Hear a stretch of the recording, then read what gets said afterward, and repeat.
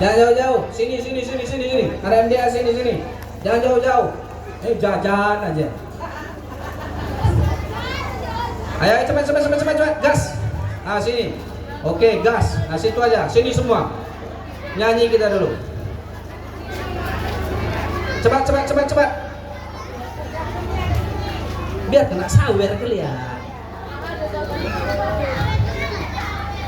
Cepat. Mantap. Ayo, nyanyi dulu bentar. Abdullah, Aminah, terus Talib kakeknya, Abu Talib pamannya. Ulang semua. Abdullah, nama ayahnya. Aminah, ibundanya. Abdul Muttalib Kakeknya. Abu Talib Pamannya. Khadijah Istri tercinta. Fatimah putri tercinta, semua bernasab mulia dari Quraisy. Inilah kisah sang Rasul yang penuh Suka duka. Inilah kisah sang Rasul Penuh suka duka. yang penuh Suka duka.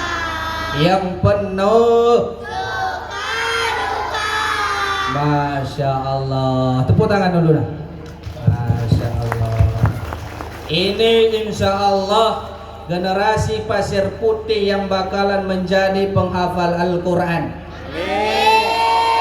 menjadi anak-anak yang soleh soleha, dari pengusaha beriman, jadi pejabat beriman, jadi maling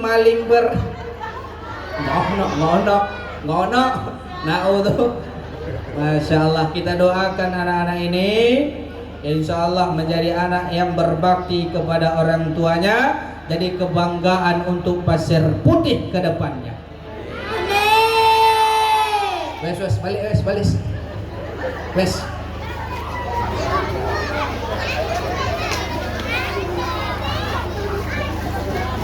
Masya Allah, saya senang kalau ceramah banyak anak-anak gini, senang saya. Hadirin Bapak Ibu yang dimuliakan Allah Subhanahu wa Ta'ala, mereka ditanamkan nama Muhammad bin Abdullah. Walaupun melalui nyanyian nada-nada lagu-lagu, mereka dikenalkan nama Muhammad bin Abdullah. Bapak Ibu, bukankah ini suatu keistimewaan bagi kita? Karena betapa banyak di luar sana sudah mulai bergentayangan paham-paham Wahabi namanya, anti maulid, anti Isra Mi'raj, anti wirid Yasin, anti ziarah kubur, bahkan melebihi antimo dan anti nyamuk.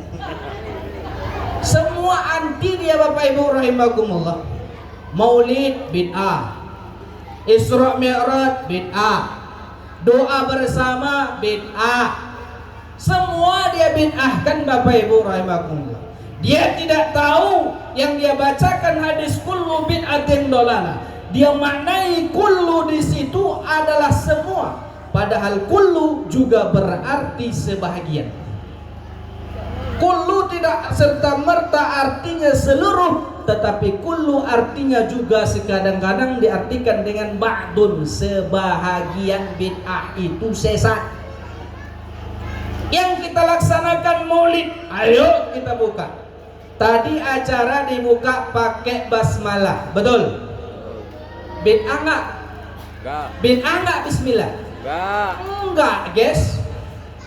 Kemudian setelah Al-Quran ada solawatan bid'ah enggak? Enggak. Setelah solawatan ada tadi apa lagi? Pembacaan surah-surah Al-Quran nggak yang dibaca? Al-Quran. Bid'ah Al-Quran? Enggak. Enggak. Setelah itu ada kajian Islami, acara inti, ceramah agama, ceramah bid'ah nggak? Enggak. Nabi itu tabligh siddiq, amanah tabligh patona. Rasulullah itu juga mubalik, Bu. Rasulullah juga penceramah, sang pemberi pencerah. Makanya kalau baca hadis jangan separoh-separoh. Jangan sok paling pintar, sok paling benar, Bapak Ibu rahimakumullah. Al-Quran yang kita baca tidak bisa diartikan dengan terjemahan yang ada di MUI itu saja, tidak cukup. Kita harus maknai dengan tafsir. Harus tahu asbabul nuzul, sebab-sebab turunnya ayat. Kalau hadis asbabul wurud, sebab-sebab turunnya hadis itu, keluarnya hadis itu. Harus tahu. Kemudian tingkatan hadis ada sahih, ada hasan, ada dhaif. Kemudian juga ada maudhu, ada maqtu', ada muttasil. Dan kita harus paham itu semua. Jadi jangan mudah membid'ah-bid'ahkan orang. Sebentar lagi datanglah itu ke Pasir Putih, pemahaman itu. Na'udzu. Dan begitu saya mau tanya, mau kompak mempertahankan Ahlus Sunnah wal Jamaah? Mau kompak mempertahankan Ahlus Sunnah wal Jamaah? 13 orang.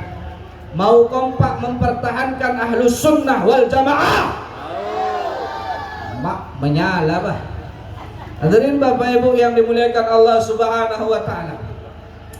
Tahu yang namanya Abu Lahab? Tahu? Pak, kenal yang namanya Abu Lahab? Tahu. Kenal? Kenal yang namanya Abu Lahab? Abu Lahab. Kalau kenal di mana? Sepupuan ya? Bu, yang belakang kenal Abu Lahab? Kenal nggak? Abu Lahab itu kan jelas-jelas kafir tuh, betul? Yang tertera dalam Quran surat Tabbat. Tabbat yada abi lahabin wa tab. Itu ketika Rasulullah Muhammad lahir ke atas dunia ini, Bapak Ibu, dia bangga bahagia karena yang lahir ponakannya dari saudaranya namanya Abdullah. Dia bangga, dia senang, bahkan dia memerdekakan budak namanya Suwaibah. Pada masa itu, sedekah yang terbesar adalah memerdekakan budak. Sekarang ada budak. Dia bergembira karena lahirnya Muhammad waktu itu. Kemudian dikabarkan Suwaibah, ya Tuhan, bahwa anak Abdullah ponakanmu sudah lahir. Kemudian apa kata Abu Lahab? Ya Suwaibah, kalau betul ponakanku lahir, pada detik ini engkau aku merdekakan. Seketika sepeninggalan, kemudian meninggalnya Abu Lahab, matinya Abu Lahab, dia kan sampai dewasa Rasulullah dia tidak beriman kepada Rasulullah. Tapi walaupun begitu, bermimpilah Abbas saudaranya bahwasanya Abu Lahab setiap hari Senin, malam Senin diringankan siksanya daripada api neraka. Makanya bersyair Asy-Syaikh Ad-Dimashqi, "Idza kana hadza kafiran ja'a zammuhu bitabbat yadahu fil jahimi mukhallada ata annahu fi yaumil isnaini daiman yukhaffafu anhu lis-sururi bi ahmada famazannu bil 'abdil ladzi tula umrihi bi ahmada masrurun wa mata muahida." Adapun yang terkenal dalam surah Tabbat yada abi lahabin watak, yang jelas-jelas Abu Lahab ini kafir, menentang ajaran agama Allah yang dibawa Rasulullah. Namun setiap hari Senin, malam Senin, azabnya diringankan Allah karena bergembira waktu kelahiran Nabi Muhammad Sallallahu Alaihi Wasallam. Maka bagaimana pendapat orang-orang Pasir Putih? Sedangkan Abu Lahab tidak beriman, dia kafir, dia bergembira dengan kelahiran Muhammad. Sedangkan kita orang Pasir Putih beriman kita kepada Allah, beriman kepada Rasulullah, dan kita merayakan maulid kelahiran Nabi Muhammad SAW, tentu lebih layak, lebih tepatnya kita tidak bakalan dimasukkan ke neraka dan kita akan dimasukkan ke dalam surga bersama Rasulullah SAW. Amin ya rabbal. Itu Bu, Abu Lahab saja diringankan siksanya. Abu Lahab. Halo? Halo? Mau nggak diringankan siksanya? Anak-anaknya dari tadi nyambut, bah, malas apa ini? Pak, mau diringankan siksanya? Mau diringankan siksanya? Mau. Coba saya tanya dulu sekali lagi, mau diringankan utangnya? Mau. Kuatnya. Mau diringankan siksanya, Bu? Kalau ingin diringankan siksanya, pertama amalannya zikir. La ilaha illallah al-malikul haqqul mubin, sebanyak 1000 kali, nggak banyak-banyak. Al-malikul haqqul mubin, la ilaha illallah al-malikul haqqul mubin, la ilaha illallah al-malikul haqqul mubin, 1000 kali. Sanggup? Sanggup? Insya. Satu. Yang kedua, banyakin baca surah Al-Muluk. Surah Al-Muluk. Tabarakalladzi biyadihi mulku wa huwa ala kulli syai'in qadir. Yang ketiga, ada doa yang sudah diijazahkan guru-guru kita. Ini amalkan nih.